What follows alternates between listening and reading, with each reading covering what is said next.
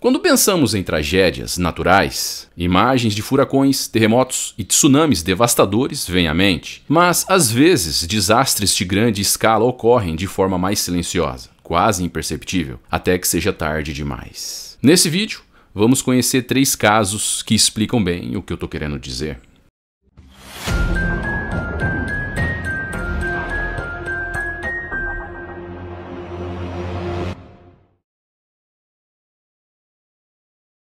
Há cerca de 100 milhões de anos, a região onde está a Turtle Mountain era um grande pântano. Plantas e árvores morriam e se acumulavam no solo úmido, formando uma espessa camada de matéria orgânica. Com o passar do tempo, essa camada foi soterrada por sedimentos trazidos por rios e mares.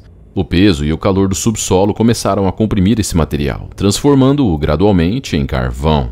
Mais tarde, movimentos das placas tectônicas empurraram essas camadas para cima, formando as montanhas rochosas e, entre elas, a Turtle Mountain. O carvão, que antes estava enterrado sob a terra, agora estava embutido na base da montanha, prontos para ser explorado. Milhões de anos após sua formação, essa montanha se tornaria o centro de uma indústria próspera, mas também esconderia um risco invisível sob sua estrutura. Em 1900, um empreendedor descobriu uma veia de carvão na base da montanha. Ele vendeu o direito de exploração a um magnata chamado H.L. Frank, um investidor americano. As obras avançaram rapidamente. A mina, que dependia de força de trabalho constante, precisava de uma estrutura mínima para funcionar. Em apenas 2 anos, a vila que recebeu o nome do investidor já contava com centenas de moradores, escolas, hotéis, trilhos de ferrovia e uma mina que escavava cada vez mais fundo. O que ninguém sabia na época era que aquela não era uma montanha comum.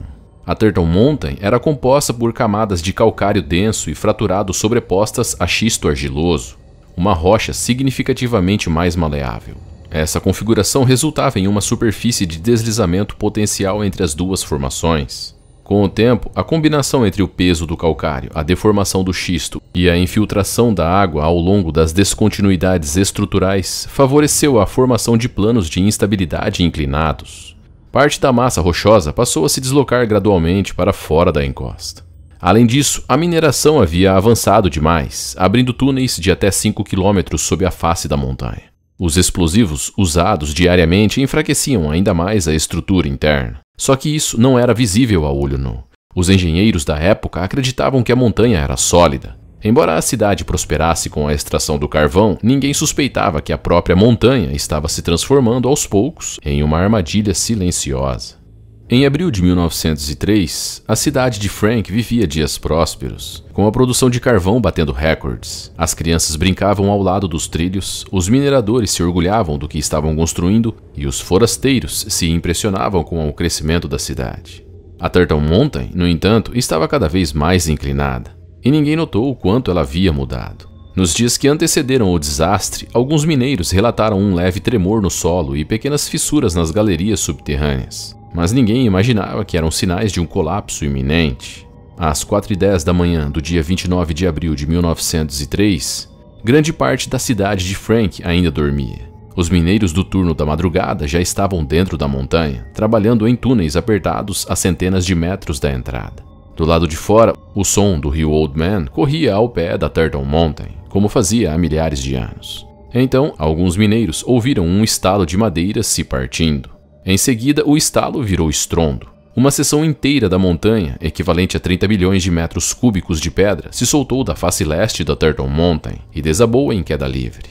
A descida levou apenas 90 segundos, mas foi o suficiente para destruir tudo em seu caminho. As primeiras pedras esmagaram a entrada da mina, depois vieram ondas de calcário, terras e árvores inteiras arrancadas pelas raízes. O solo tremeu. Uma nuvem densa de poeira cobriu a cidade como a fumaça de uma explosão. No caminho estavam casas, uma estrada, uma ferrovia e dezenas de famílias. O deslizamento percorreu mais de 3 km de extensão e, em alguns trechos, os escombros atingiram uma espessura de até 150 metros. O impacto foi tão violento que o som da queda pôde ser ouvido a quilômetros de distância, acordando moradores de vilarejos vizinhos e provocando um pânico imediato na região. No exato momento do colapso, um trem de carga se aproximava da cidade. O maquinista, ao ver a escuridão ser engolida por uma avalanche de rochas e poeira, freou com urgência. Graças ao seu reflexo, a locomotiva parou antes de atingir a zona devastada, evitando mais uma tragédia. Pessoas que estavam a poucos metros da destruição foram arremessadas no chão, sufocadas pela poeira. Sobreviventes saíram em busca de seus entes. Gritos por socorro vinham debaixo das pedras. O ar era pesado e a poeira dificultava a respiração e a visão. Muitos ainda não sabiam que uma parte da cidade havia deixado de existir. Quando a Turtle Mountain colapsou, 17 mineiros estavam dentro da mina, trabalhando no turno da madrugada. Em segundos, a entrada foi selada por toneladas de rocha e eles ficaram presos no escuro. Sem luz, sem comunicação e com pouco oxigênio, entenderam rapidamente que não haveria resgate imediato. Então, tomaram a decisão de cavar uma saída com as ferramentas que já estavam em suas mãos. Durante 13 horas, os homens abriram um túnel por uma galeria lateral abandonada. Por fim, conseguiram emergir pela encosta da montanha, sujos, exaustos, mas vivos. Enquanto isso, lá fora, a cidade havia sido parcialmente soterrada. Apesar da devastação, algumas casas nas bordas do deslizamento resistiram, e famílias inteiras escaparam por questão de metros. Ainda assim, pelo menos 90 pessoas morreram. Entre os sobreviventes, um policial local foi lançado ao chão pela força do desabamento e escapou por centímetros de ser esmagado por blocos de pedra. O caso que mais chamou a atenção foi o da bebê Mary Kitson, encontrada viva em sua cama, protegida por colchões e tábuas que a isolaram dos escombros.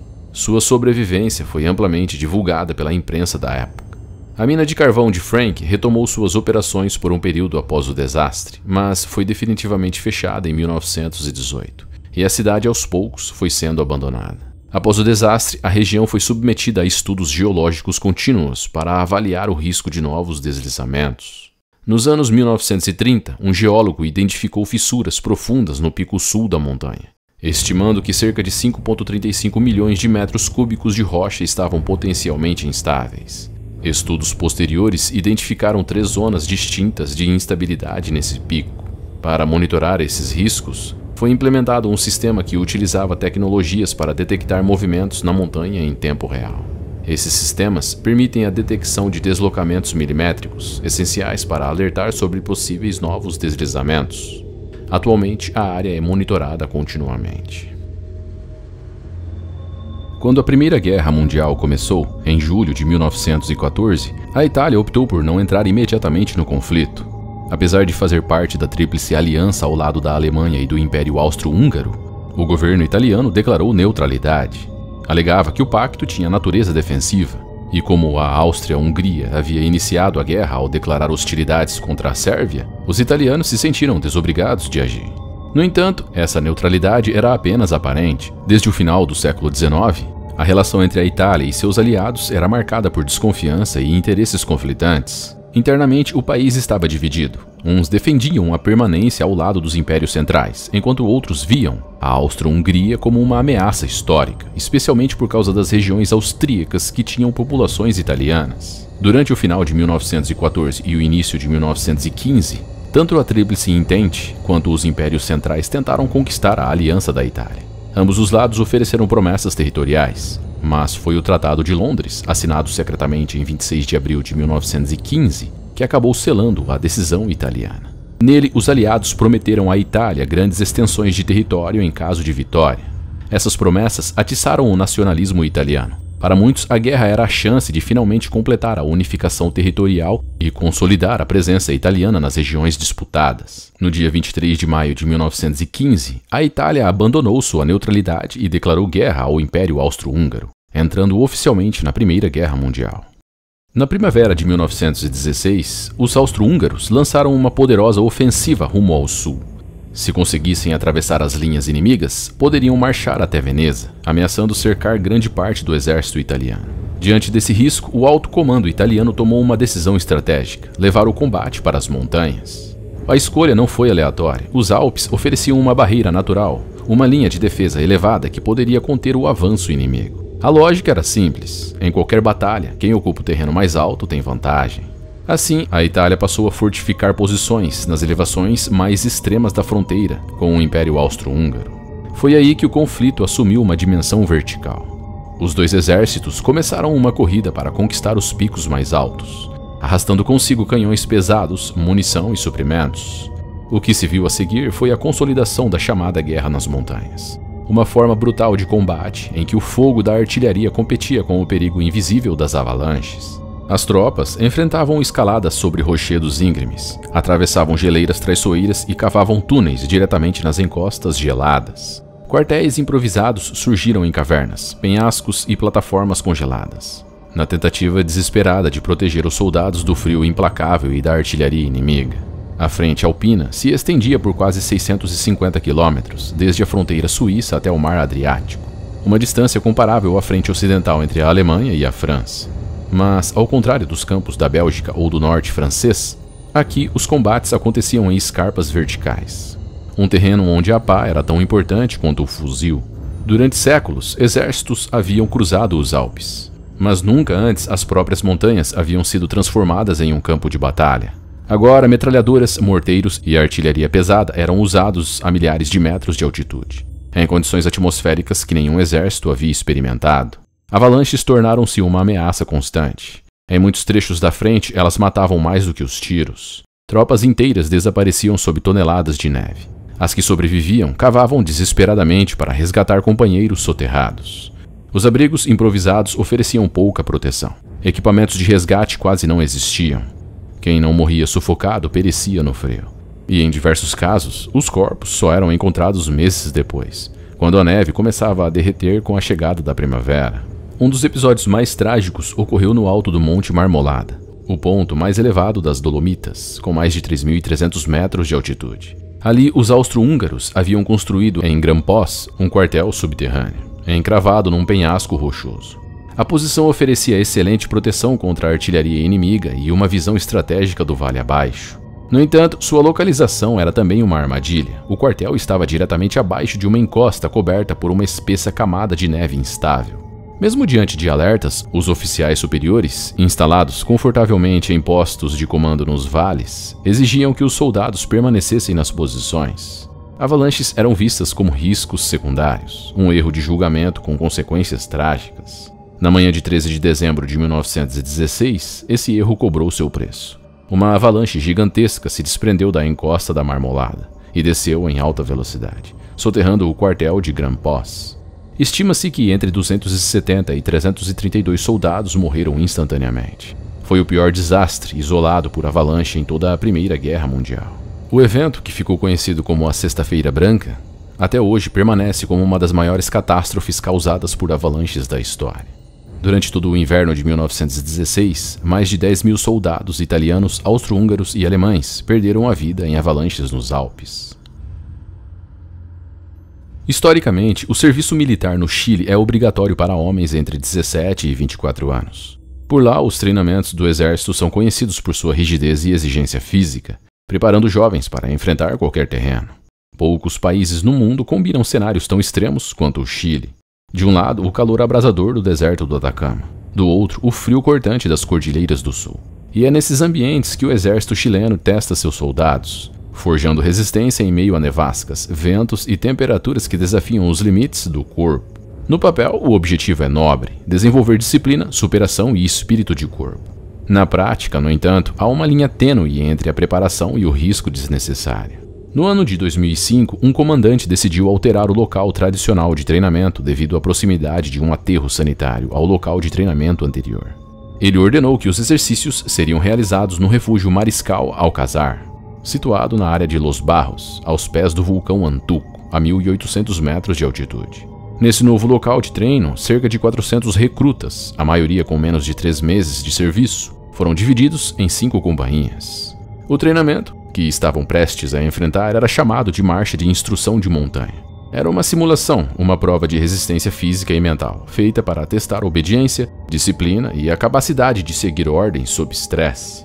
Os soldados deveriam caminhar em formação por dezenas de quilômetros, com mochilas pesadas, armamento completo e uniforme padrão. Para os oficiais, isso fazia parte do processo de endurecimento. Para os recrutas, era uma missão que não podiam questionar, apenas cumprir. O percurso começaria no refúgio Mariscal Alcázar e avançaria por trilhas nevadas e de difícil acesso, onde o frio não dava trégua e o oxigênio era escasso. Eles não sabiam, mas estavam sendo enviados para enfrentar uma das tempestades mais severas daquele ano. Sem roupas adequadas, sem rádios de comunicação confiáveis e com ordens rígidas para não abandonar a marcha. As companhias Caçadores e Plana Maior realizaram a marcha no dia 17 de maio, com dificuldade, mas sem incidentes. No dia seguinte, apesar das previsões meteorológicas adversas, as companhias Morteiros e Andina receberam ordem para iniciar a mesma rota. A decisão de prosseguir com o exercício, mesmo diante de alertas climáticos, foi tomada pelo Major, que permaneceu em um abrigo durante a marcha. Em 18 de maio de 2005, uma quarta-feira gelada e aparentemente tranquila, começou ainda antes do amanhecer para a companhia de morteiros. Muitos soldados mal haviam dormido. Suas roupas estavam encharcadas do exercício do dia anterior e passaram a madrugada tentando secá-las como podiam. Depois de um café da manhã à base de pão e bebida quente, os jovens começaram a se preparar para o que acreditavam ser apenas mais uma etapa do treinamento. À frente do grupo estava o capitão Carlos Olivares, que apesar de sua patente, não possuía formação especializada em montanhismo. Dias antes, ele havia expressado oficialmente ao seu superior sua preocupação sobre a segurança daquela marcha. Olivares alertou que, naquelas condições, realizar o trajeto seria imprudente. Mesmo assim, a ordem foi mantida. Pouco depois das 5 da manhã, a companhia de morteiros partiu, rumo ao setor de La Cortina, a aproximadamente 28 quilômetros de distância. No início, a neve caía suavemente e a sensação térmica era próximo de 0 grau. Mas essa aparente calmaria era enganosa. O terreno era traiçoeiro e úmido, e em pouco tempo, ao cruzarem o esteiro El Volcan, um riacho gelado que corta a paisagem do setor de Los Barros, os soldados molharam completamente suas botas e parte das calças. E em pouco tempo, ao cruzarem um riacho gelado, os soldados molharam completamente suas botas e parte das calças. Aquela travessia feita ainda no escuro foi o ponto de virada. A água gelada entrou em contato com seus uniformes de algodão e botas mal isoladas, e seus corpos começaram a perder calor rapidamente. A maioria dos recrutas já apresentava sinais de exaustão física. Dias seguidos de treinamento intensos, noites mal dormidas e a exposição constante ao frio haviam desgastado suas reservas físicas. Ainda assim, os jovens continuaram a marchar, cumprindo ordens como podiam.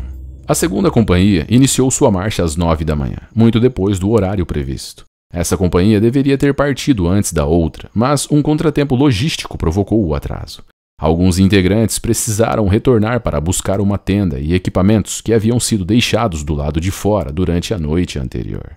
Durante essa missão de recuperação, os soldados acabaram completamente encharcados pela neve, o que comprometeu ainda mais sua condição física antes da partida. Enquanto isso, a situação do grupo que havia saído mais cedo se agravava. Por volta das 10 horas, já na altura do quilômetro 15 da rota, os soldados da primeira companhia começaram a sofrer os primeiros efeitos da exposição. Um vento branco, fenômeno caracterizado por nevasca intensa e visibilidade quase nula, atingiu em cheio a coluna. A ventania vinha direto do vulcão Antuco em direção à lagoa de Laja, atingindo com força o flanco esquerdo da formação, congelando rostos, roupas e equipamentos. O primeiro caso grave de hipotermia foi de um recruta que desabou no caminho. Ainda consciente, precisou ser transportado por seus colegas em uma maca improvisada. Isso provocou a ruptura da formação e a dispersão dos soldados, aumentando ainda mais o caos e a vulnerabilidade do grupo nas horas que se seguiram.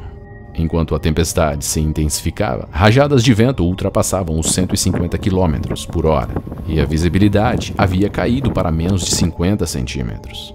Mesmo sob condições extremas, continuaram a marcha como podiam, dispersos, exaustos e tentando acompanhar o suboficial responsável pela condução do grupo. Por volta das 11h30 da manhã, um oficial conseguiu estabelecer contato com a base militar.